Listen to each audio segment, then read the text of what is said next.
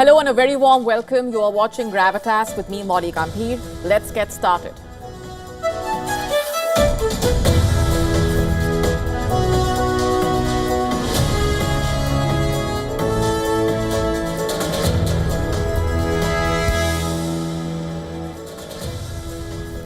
Our top focus tonight: has US President Donald Trump exposed Pakistan? The President of the United States says Islamabad has been secretly conducting nuclear tests. We tell you more about what Trump has said and the larger implications and questions. This is coming up shortly for you. Also on the show for you tonight, getting you the latest from the battlefield as Russia-Ukraine war continues to rage and Pokrovsk continues to remain in focus. Another earthquake jolts Afghanistan. We are getting you a detailed report. All this and more coming up. Great President,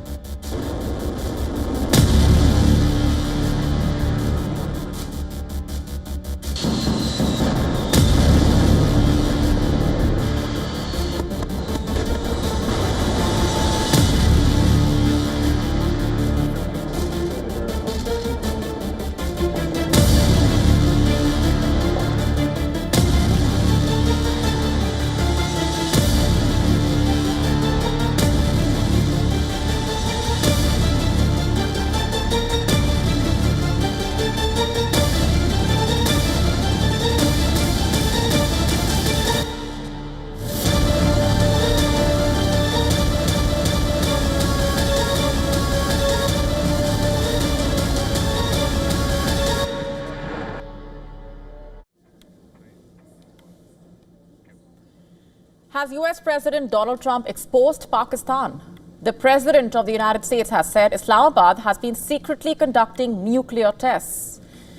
And this comes during an interview on CBS's 60 Minutes, where he claimed that Pakistan, along with Russia, China and North Korea, is carrying out underground nuclear tests.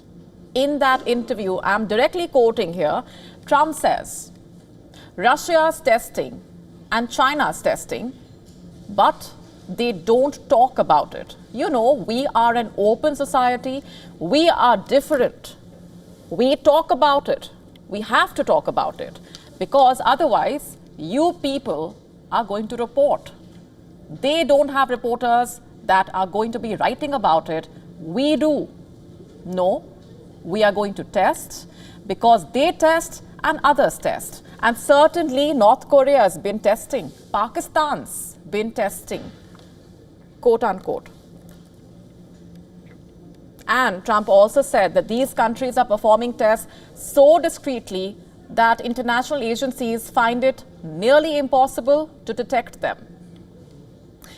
So clearly, this is not just any political remark by the American president. It's a claim that directly questions Pakistan's adherence to nuclear non-proliferation commitments. Let's just recall this. Pakistan officially conducted its 2 known nuclear tests in May 1998 in the rugged mountains of Balochistan. Since then, the country has, at least officially, maintained that it has not carried out any further detonations. But Trump's comments now put that claim under serious scrutiny. And the timing of this allegation is also critical at this point.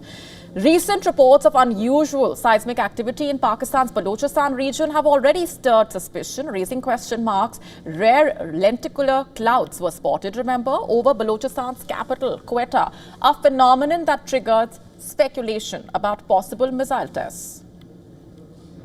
In a local media interview, Pakistan's Defence Minister Khwaja Asif refused to clarify, saying such topics should not be discussed publicly.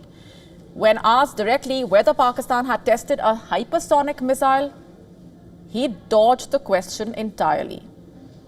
It's important to note here that modern technology like satellite imagery or seismic sensors make it extremely difficult for any country to conduct nuclear tests without detection. And last month, there were at least 3 major earthquakes observed in Pakistan. So the unusual surge in earthquakes in such a short span of time only increases the speculation about the possibility of covert underground nuclear testing being carried out by Pakistan. The Comprehensive Test Ban Treaty Organization, remember, operates a global monitoring network capable of identifying even the faintest of underground detonations. So it's likely that global monitoring agencies would be keeping a close watch for any signs of nuclear testing, including suspected activity in Pakistan. And that then brings us to the critical questions tonight. If Pakistan is conducting nuclear tests, as Trump says, who will hold them accountable? Will the International Atomic Energy Agency or the IAEA step in to seek answers from Pakistan? Most importantly, will Pakistan respond at all? According to the Stockholm International Peace Research Institute, Pakistan is estimated to have around 170 nuclear warheads, 170. Despite being a nuclear-powered country, Pakistan, remember, is not a part of the Nuclear Non-Proliferation Treaty. Hence, Pakistan's nuclear weapons program or its military nuclear facilities sit outside the direct oversight of the IAEA. Unless IAEA is directed by the UN Security Council, it cannot carry out any supervisions in Pakistan. These developments also coming at a time when nuclear activities across the world once again have been in the spotlight. The US has just resumed nuclear weapons testing after a 33-year pause, reportedly. Russia has recently conducted trials of new nuclear-capable delivery systems. Specifically, the Burevestnik nuclear-powered cruise missile and the Poseidon nuclear-capable underwater drone. But then for now, the world is perhaps closely waiting for Pakistan's official response, if there is any. Either way, Trump has exposed Pakistan's secret nuclear tests, it seems, whether Islamabad denies it or not.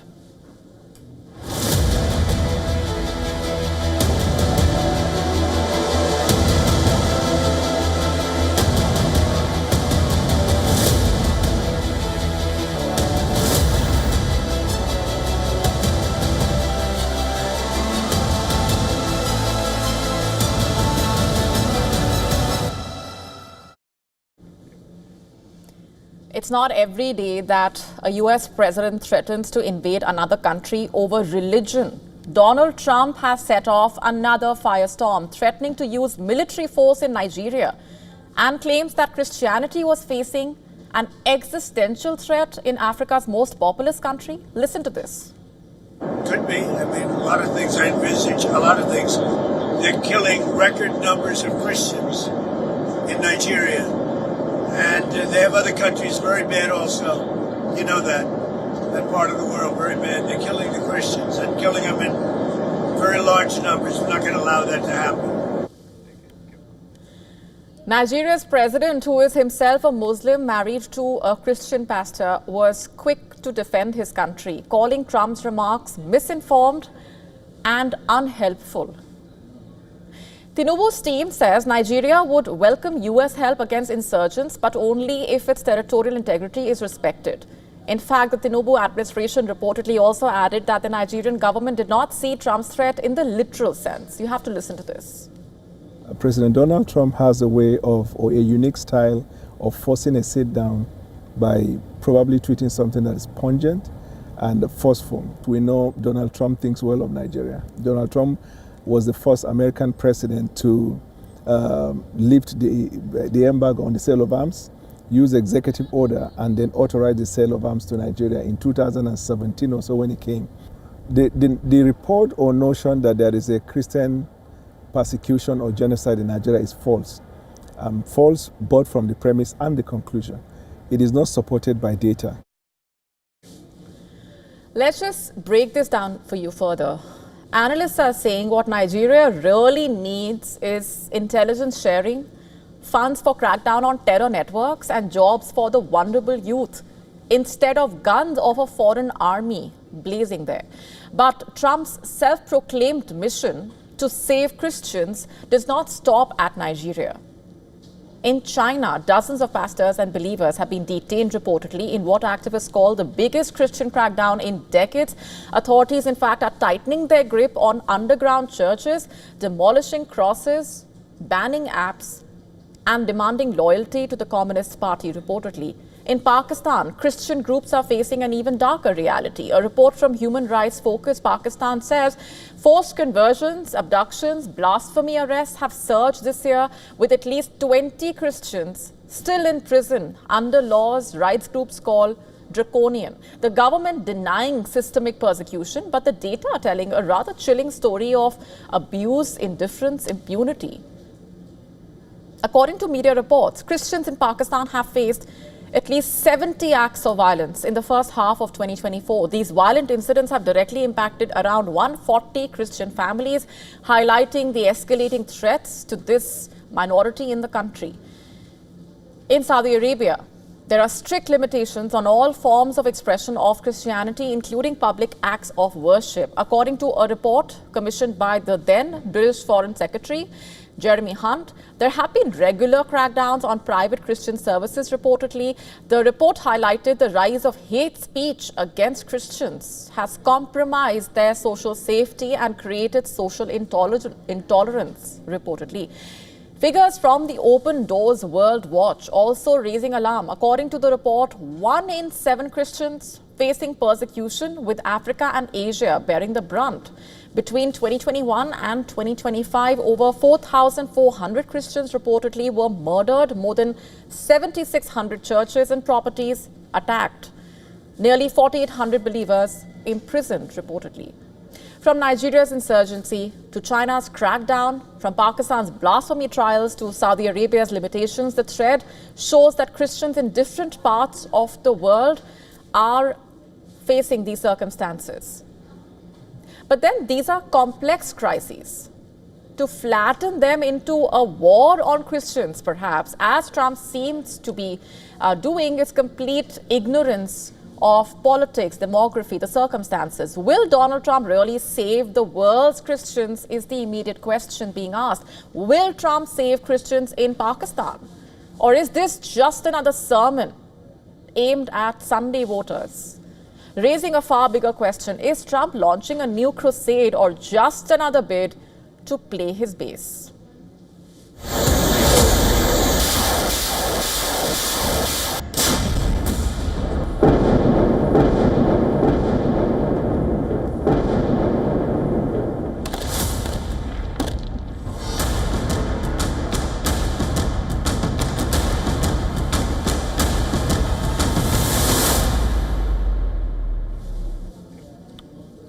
Switching gears to the latest on the Russia-Ukraine war.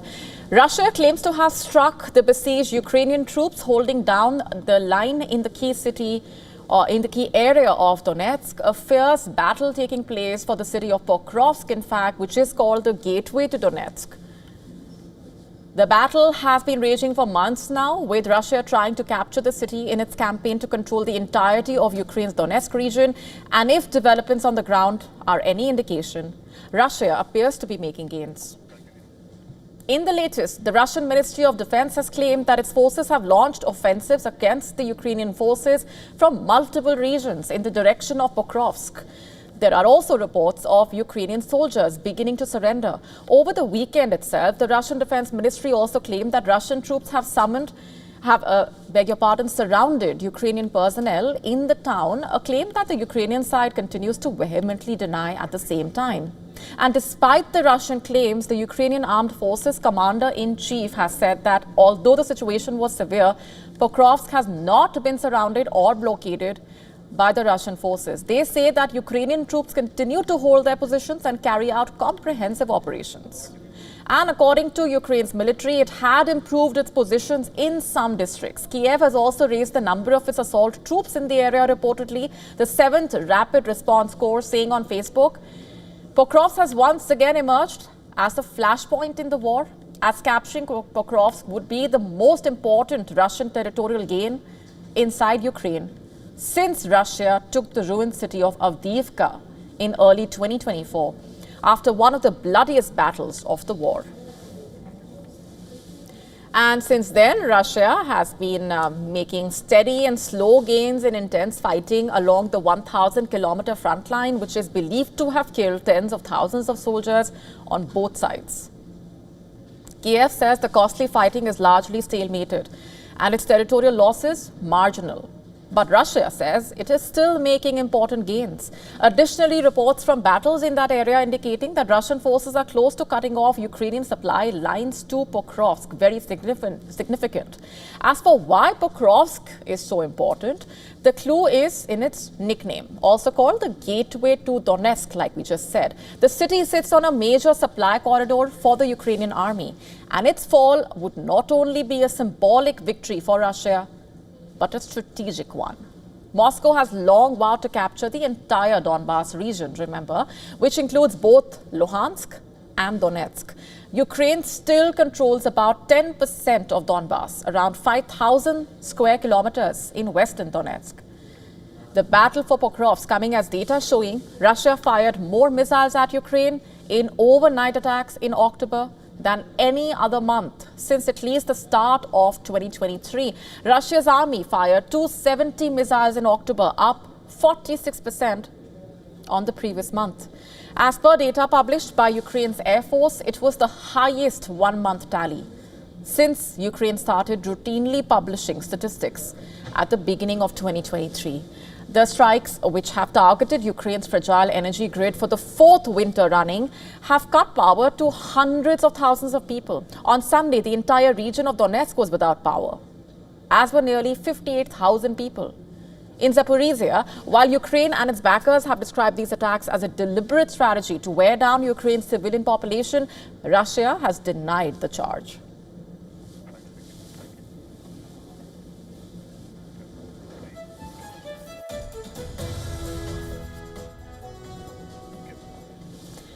Northern Afghanistan was rocked overnight by a powerful 6.3 magnitude earthquake. Homes flattened in many parts, at least 20 have lost their lives, hundreds injured. One of the country's most sacred landmarks left in ruins. With rescue teams racing against time, hope fading fast. Here's a detailed report on what the situation looks like.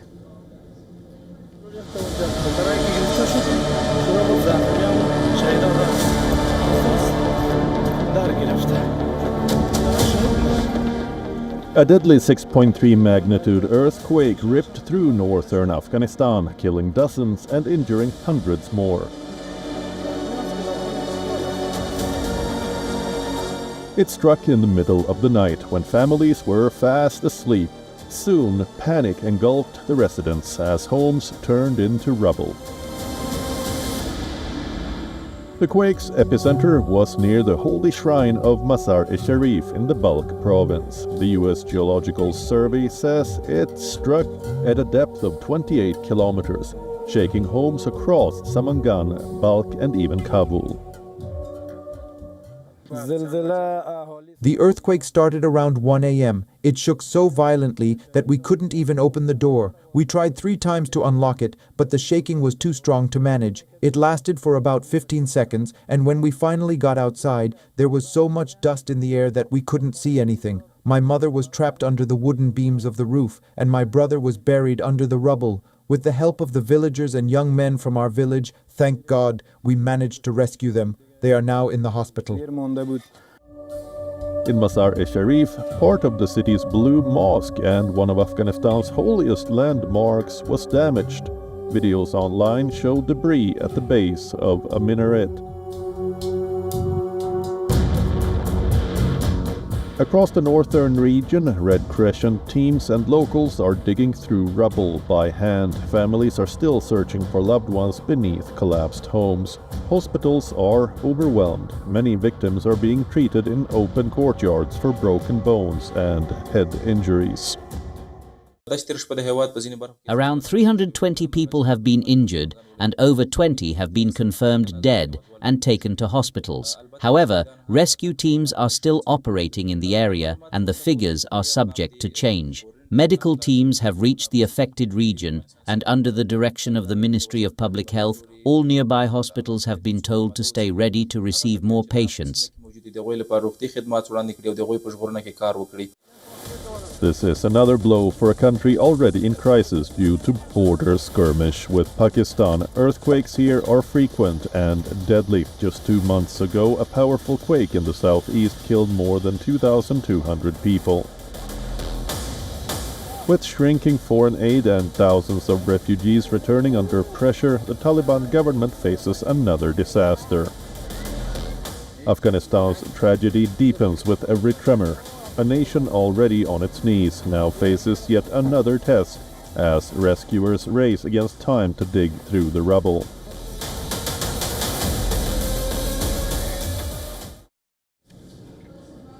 Before we go on any further, here's a quick look at what else is lined up for you on the show tonight. Is Israel recalling Chinese vehicles over espionage fears? We get you the complete story and tell you all that you need to know. Also telling you about a young woman in Iran who was a child bride once, now facing execution. All this and more coming up.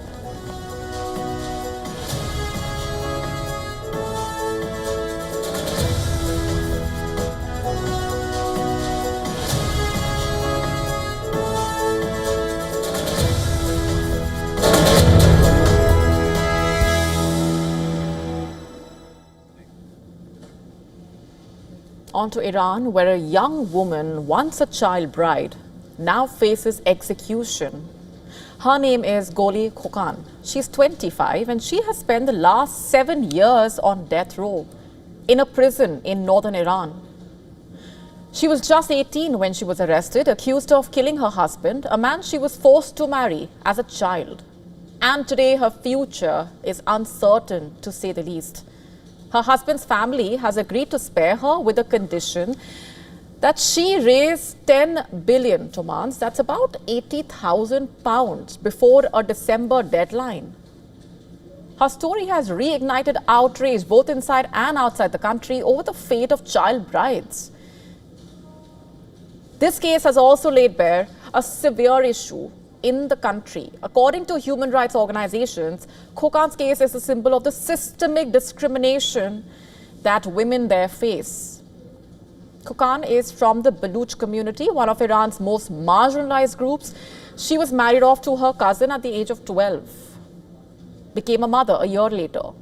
According to rights groups, she endured years of abuse.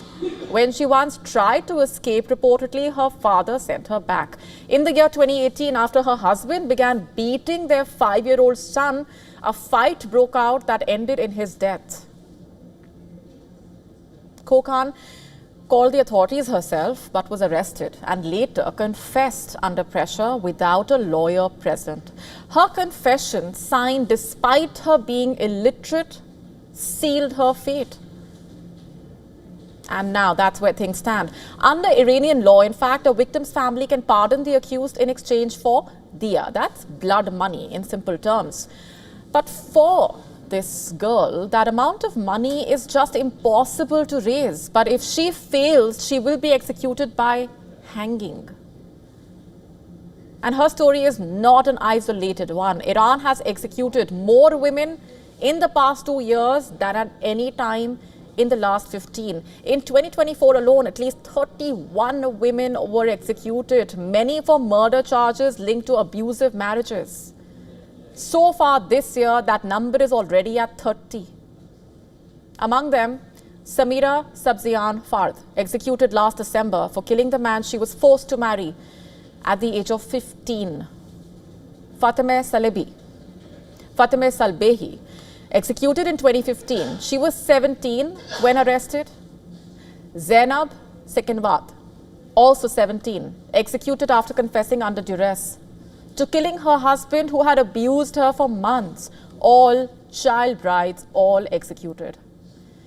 According to Iran Human Rights, nearly half of the women executed in Iran were married as children. Rights groups are saying these cases expose a brutal cycle where poverty, child marriage and domestic violence leave so many young women trapped. And when they fight back, the law turns against them. And now Goli Kokan is among one of them, waiting in a cell in Iran to meet her fate.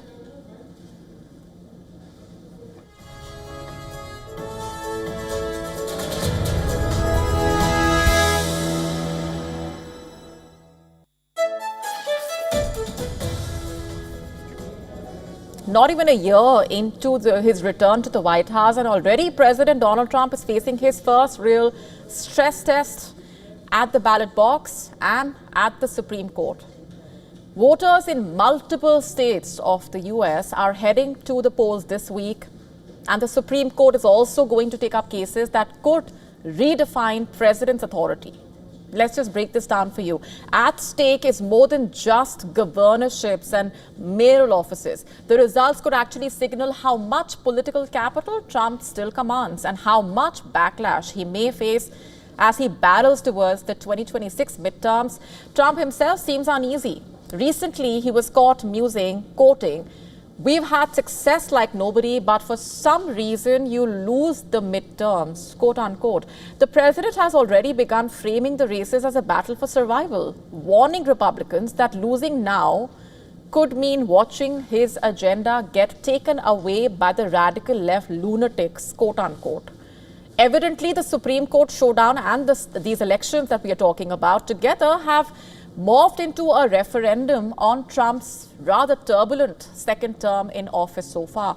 Let's just start off with the elections. In Virginia and New Jersey, what started out as state contests for governor have been cast by unions, progressives, party strategists as a sort of referendum on the president's agenda and on how much power he should have. Trump has repeatedly signaled he is already focused on 2026. That's when the midterm happens. Trump has been publicly fretting about the midterm losses and urging supporters to turn out. The White House has also intervened selectively in state contests, directing money, endorsements, last-minute tele-rallies. But his Democrat rivals, even former President Barack Obama and other Democrats, are already crisscrossing key states in an effort to counter him. How voters respond this week will be read as a barometer of Trump's political strength. As it stands, if the Democrats hold or flip the pivotal races, it could signal political headwinds for Trump heading into 2026. If Republicans prevail or the results are mixed, it may indicate that Trump's influence remains potent, but the political test is only half of the story here. In Washington, the Supreme Court's new term will consider several high-stakes cases. This court is going to hear a major challenge, and it's one of the most important economic cases to reach the Supreme Court in years, in fact. The blockbuster battle over Trump's sweeping global tariffs, the battle to stop Trump's tariffs, is being waged by a group of small businesses, remember, including a family-owned toy maker in Illinois and a New York-based wine importer. They have taken the case to America's highest court. Arguments have been scheduled for the 5th of November, just days from now, a case that tests whether the president can actually impose broad import taxes without explicit new congressional authority. And the outcome could reshape US trade policy. So a lot at stake. Also the scope of Trump's economic power in a way. Then there is the case on Trump's bid to fire Democratic FTC member and overturn the 1935 precedent that allowed independent regulatory agencies. Trump's attempt to remove the Fed governor for alleged mortgage fraud is also up for hearing as she has sued to keep her job. Lastly, Trump's plan to limit automatic birthright citizenship to babies with a parent who is a US citizen or green card holder will also be up. The case is raising fundamental questions about the 14th Amendment and who is counted as American. Naturally, Trump's legal team will be fighting to keep his power intact at the Supreme Court. In many ways, the Supreme Court cases and the elections part of the same struggle to define the boundaries of Trump's power and the future of American democracy itself in a way. The coming days will show whether Trump still commands the system or whether the system is ready to push back. And we will be getting you those updates very closely.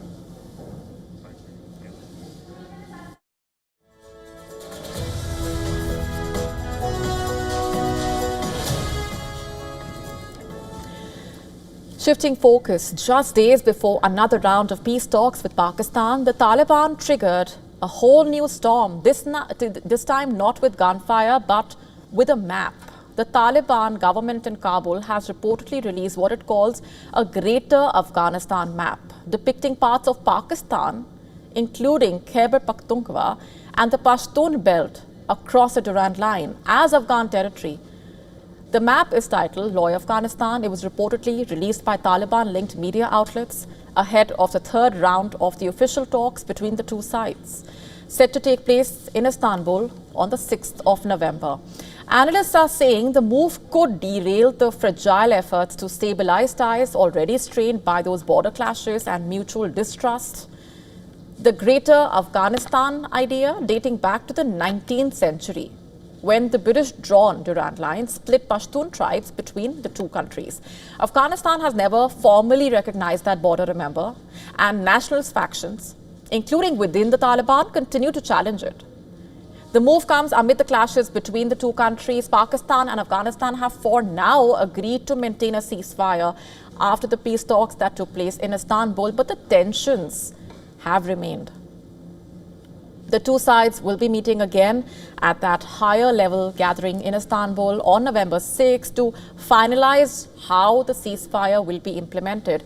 But then it's not just the maps fueling tension, it's words as well. Recently, the Minister of Interior of the Islamic Emirate of Afghanistan, Sirajuddin Haqqani, was issuing a sharp warning to Pakistan, referred to Afghanistan as Greater Afghanistan, warning Islamabad that if provoked, Greater Afghanistan will also not be able to adhere to its commitment not to use its territories against others, quote unquote. And in the same speech, the Taliban leader also slammed Pakistan violate the territory of others for its selfish reasons and warned that if Afghans were provoked again, the response would be, quote unquote, very crushing. Not just that, he stressed that defending Afghan territory remains a top priority for the Taliban. Haqqani went on to say that although the path of understanding with Pakistan remained open, Afghanistan had long experience of tackling the emperors of the world, quote unquote, a reference to the country's history of resisting foreign powers in a way. His comments and the release of the controversial map coming just days before Afghan and Pakistani officials sit down in Istanbul for that new round of talks, but with history, nationalism and the mistrust all back in the spotlight, the question is whether diplomacy can actually survive this latest flashpoint between the two sides.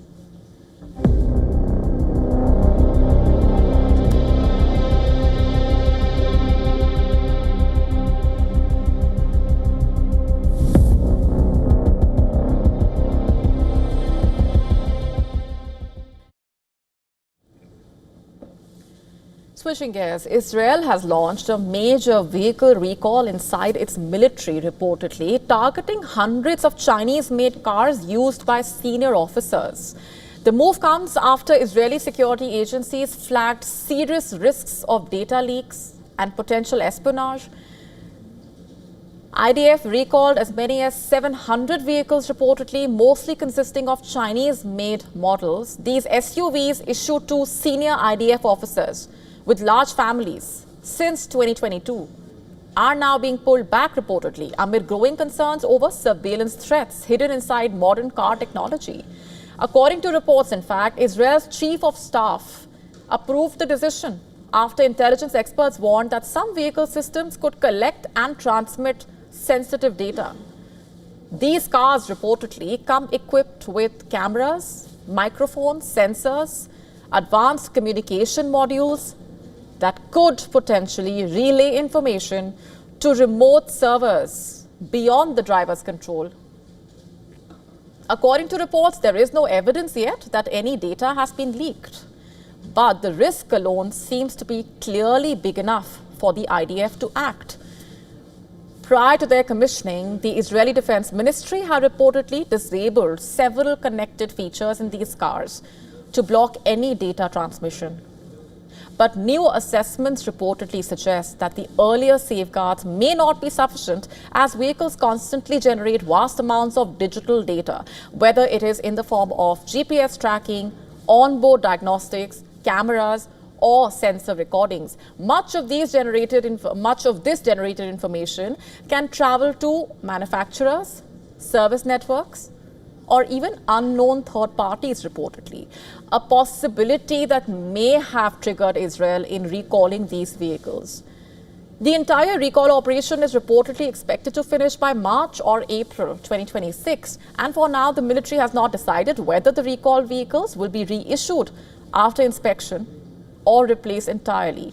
And this is not an isolated incident, in fact. Earlier this year itself, the IDF banned all Chinese-made cars from entering military bases for similar reasons. In fact, both the US and the UK have also reportedly imposed similar restrictions when it comes to barring Chinese tech from high security zones.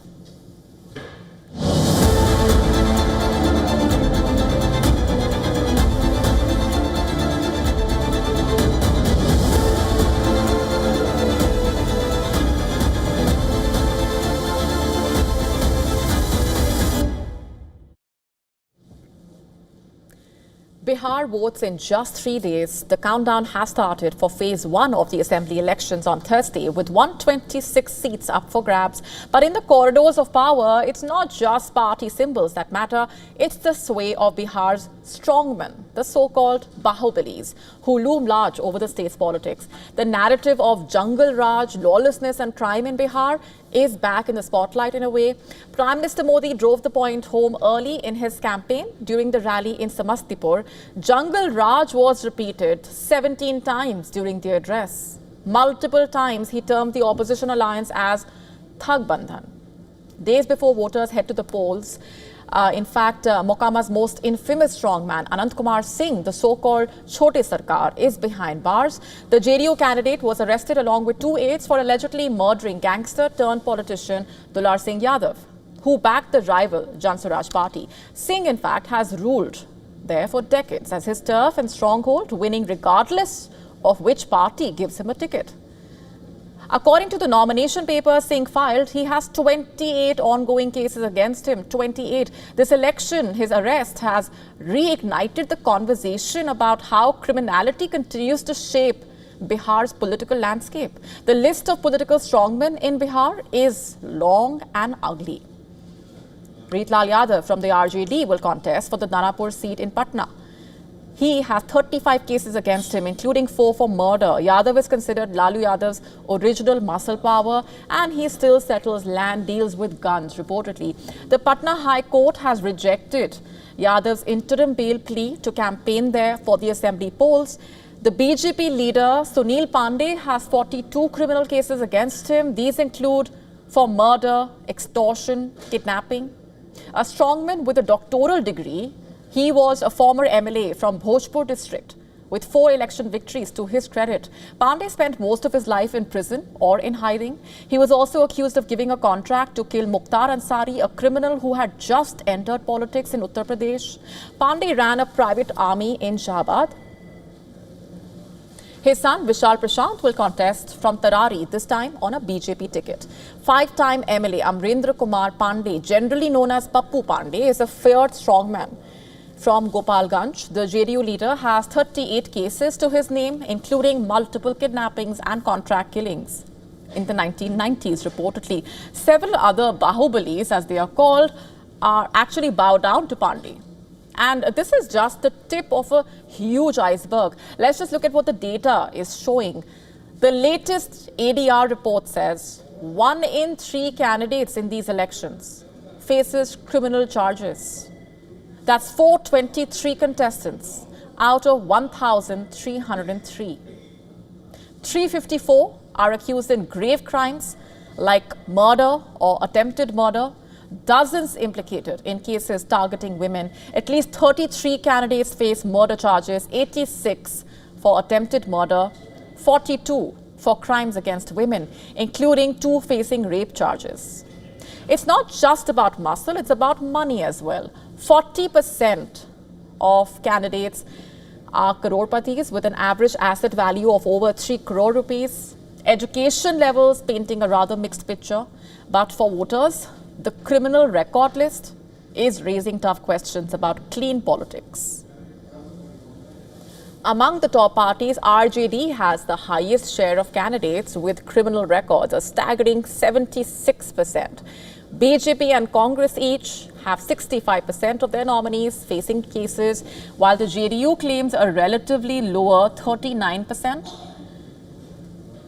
Smaller parties also have their share, showing just how deep the links run between crime and political ambitions. Meanwhile, campaigning is hitting fever pitch. The Chief Minister, Prime Minister, Home Minister, Congress leader are crisscrossing the state, holding rallies and road shows. Tejasvi Yadav, for that matter, is out front for the Mahagathbandhan, rallying support across multiple districts. Leaders from various parties now also out in force.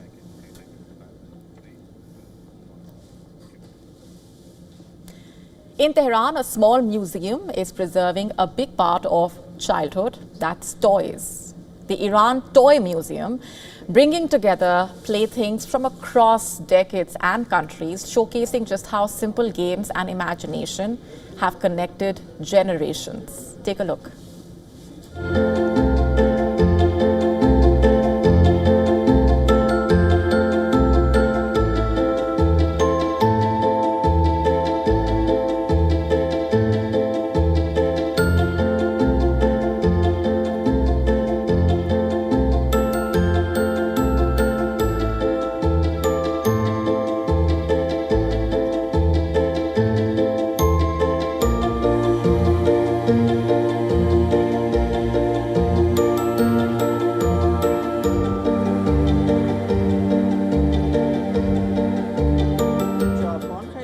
By discovering the toys of their parents and grandparents, children learn to better understand and connect their world to that of their elders.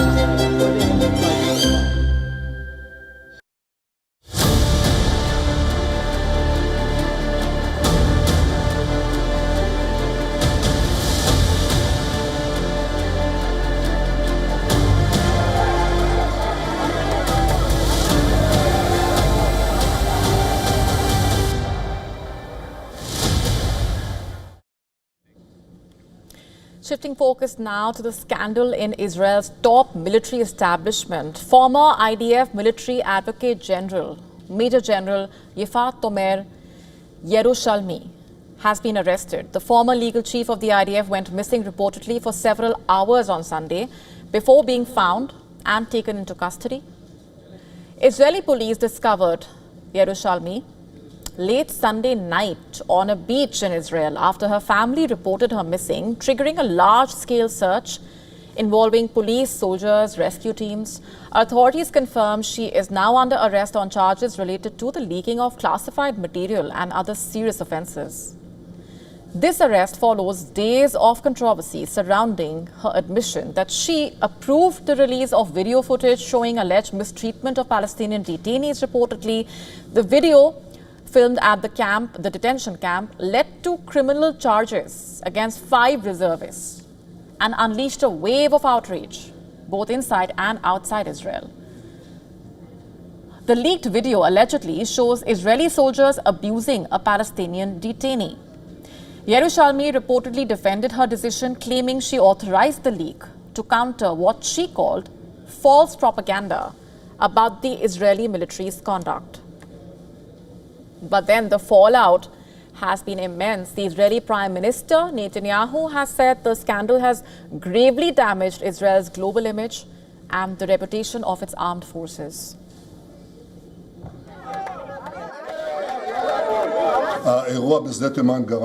The incident in SDE Taman caused immense damage to the image of the State of Israel and the IDF, to our soldiers. This is perhaps the most severe public relations attack that the State of Israel has experienced since its establishment. I do not recall one so focused with such intensity. This demands an independent, impartial investigation, and I expect such an investigation to be carried out. Her resignation came just 2 days after she was placed on leave amid the ongoing probe into her office's involvement in the leak. The former Major General herself admitted last week reportedly that dozens of military police investigations are underway into alleged abuses, including the deaths of detainees in custody. As the investigation deepens, one of Israel's most senior legal officers now finding herself at the center of the very kind of criminal inquiry she once supervised.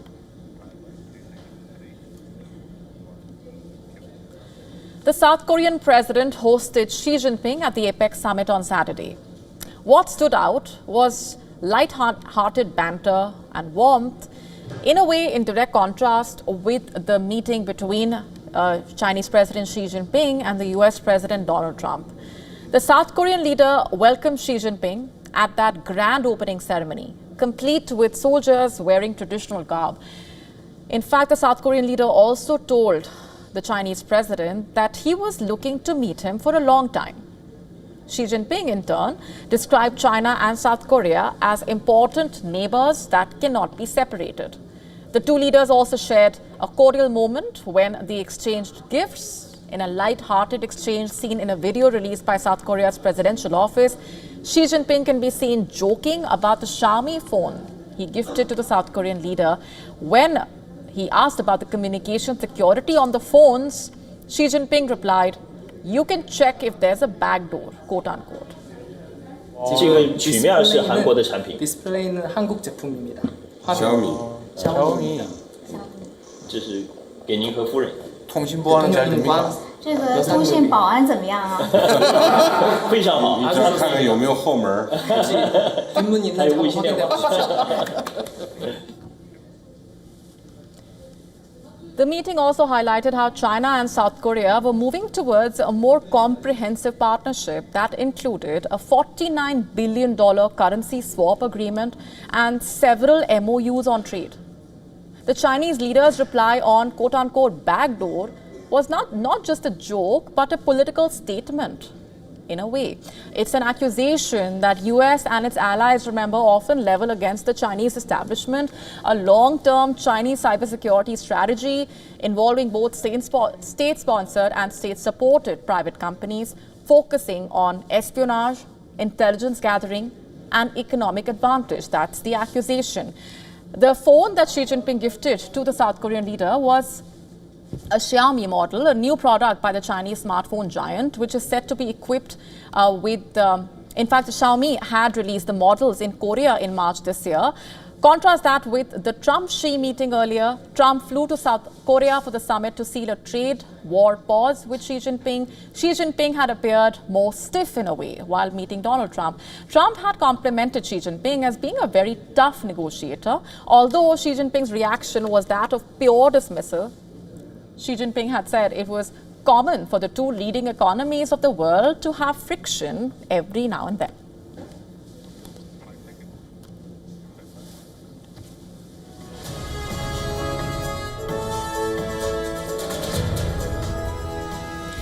Our next story is about a drug haunting Australia, basically overdoses linked to nitazines. What are they? In simple terms, extremely potent drugs. That's not all. In some forms, they are reportedly 500 times stronger than heroin, 10 times stronger than fentanyl. Around 2019, reportedly, is when a nitazine was first reported to the UN Office on Drugs and Crime. And where do things stand now? Reportedly now, 26 different nitazine substances are on their radar. Let's just break this down further for you. Nitazines have reportedly been linked to thousands of overdose deaths in the US and dozens in the UK. The Australian Border Force has reportedly made over 60 interceptions of the drugs. And why are they considered so deadly? Because just how little it takes for it to be fatal. Basically, less than a drop can reportedly take one's life. That's how dangerous they are. In fact, even first responders have to be extremely careful when dealing with sites where people have overdosed on the substance. They can reportedly cause respiratory depression in just a matter of minutes. The analysis of wastewater for netizens has also been a focus in Australia's Queensland. For example, research led by the University of Queensland reportedly discovered the drug in Australian wastewater for the very first time. This was in the year 2023. And there has been growing concern given the increasing number of netizen-related deaths. On the other hand, not many have reportedly been charged with trafficking the drugs that caused them.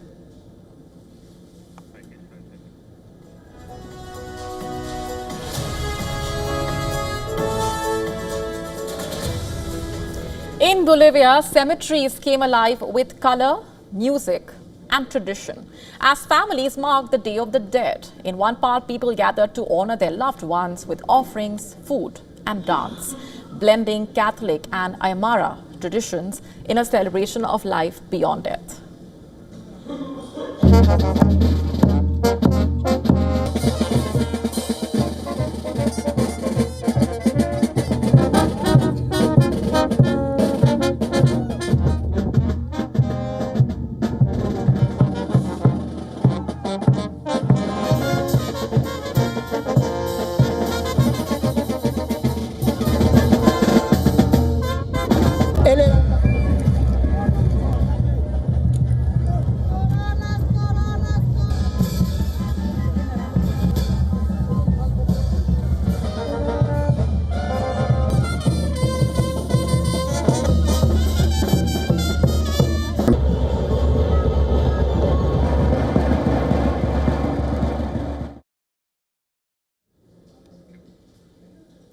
Skipper Harmanpreet Kaur, or Harry as fans affectionately call her, played a pivotal role in India's maiden Women's World Cup triumph, long a pillar of India's women cricket.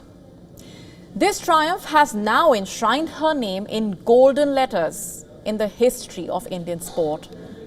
It hasn't just been a long wait for Indian women's cricket to lift its first major trophy. It's been a long wait for Harmanpreet herself. India has now played 3 ODI World Cup finals. Harmanpreet has been part of 2. She may now be the backbone of Indian women's team, but when she made her World Cup debut in 2009, she was a 20-year-old with immense talent, a young girl who fought through countless hardships to chase the dream she had always believed in. And since then, she has played in 4 more World Cups, each one filled with hope, ultimately heartbreak until Sunday. हम अच्छा cricket तो खेल ही रहे हैं, लेकिन उसके साथ-साथ we have to win one big tournament, क्योंकि उसके बिना We have been talking about this for many years. We've been playing good cricket, but we had to win one big tournament. Without that, we couldn't talk about change. At the end of the day, fans and the audience want to see their favorite team win. It's not that we weren't playing good cricket, but we were waiting badly for this moment, and today we got a chance to live it. I don't know how to express it, but I'm so happy and so proud. There were many cricketers before her, of course, many who laid the platform for players like her, but very few have had the kind of impact that she has had. Her unbeaten 171 against Australia in the 2017 World Cup semi-final has often been compared to Kapil Dev's 175 not out in 1983. That innings moved the needle for women's cricket in India majorly. The game began to be seen as a two-gender sport in the eyes of millions.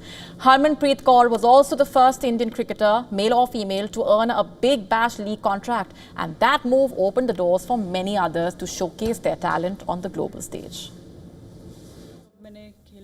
Every time we lost, we went home heartbroken and stayed quiet for a few days. When we returned, we always said, we have to start again from ball one.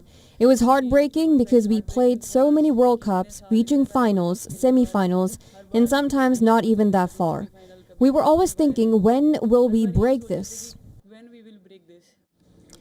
Growing up, she did not have many women cricketers to idolize, so Harmanpreet Kaur modelled her game on Virendra Sehwag reportedly. But now this achievement means that the coming generations will have not one, but 16 female role models to look up to. what Kapil Dev did perhaps for Indian cricket in 1983, what Abhinav Bindra and Neeraj Chopra did for Indian sport in 2008 and 2021. Harmanpreet Kaur and these women will be doing the same. With that, it's a wrap on this edition of Gravitas Tonight, leaving you with Gravitas Worldview. Thanks for watching.